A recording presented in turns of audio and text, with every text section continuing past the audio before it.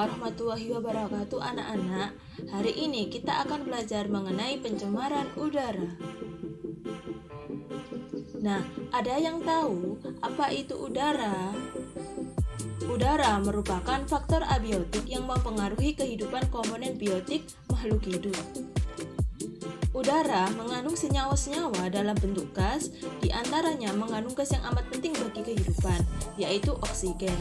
Dalam atmosfer bumi, terkandung sekitar 20% oksigen yang dibutuhkan oleh seluruh makhluk hidup yang ada di dalamnya. Nah, untuk pencemaran udara itu apa?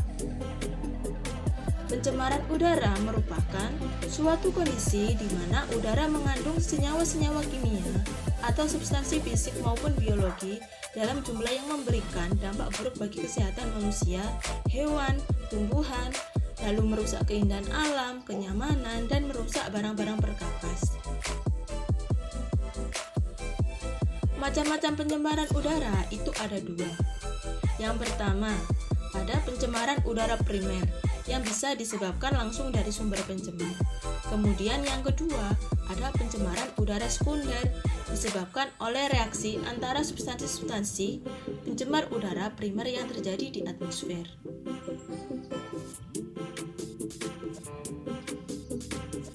Nah, untuk faktor penyebab pencemaran udara ini, yang pertama ada aktivitas alam. Yang kedua, ada aktivitas manusia. Untuk aktivitas alam ini contohnya seperti letusan gunung berapi. Ini sudah terjadi kemarin yang terjadi di Gunung Semeru, Lumajang.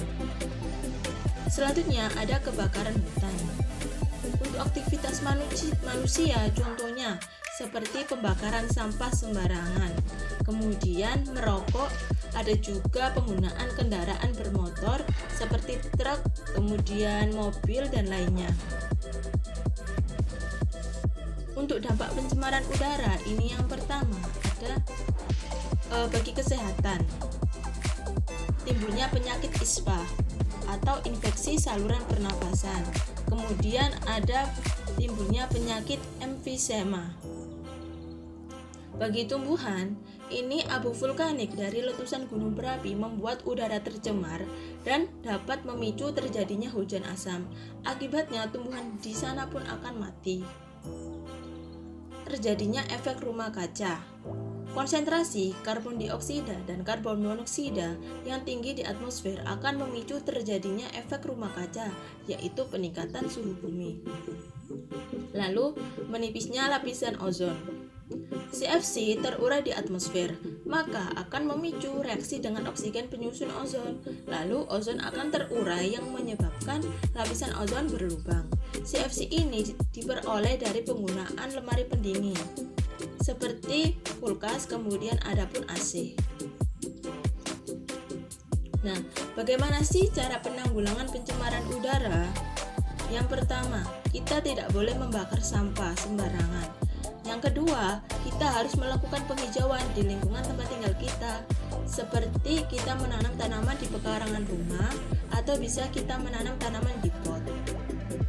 Nah, selanjutnya kita tidak boleh menebang pohon di hutan sembarangan karena pohon hutan merupakan sumber oksigen bagi manusia. Kita harus mematikan kompor setelah kita memasak. Kalau kita lupa, nanti akan menyebabkan kebakaran.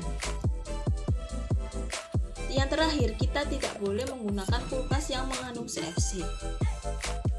Nah, anak-anak sekarang sudah tahu kan kalian apa itu pencemaran udara, dampaknya dan penyebabnya. Silakan kalian belajar lagi agar lebih paham. Selamat belajar dan semangat. Wassalamualaikum warahmatullahi wabarakatuh.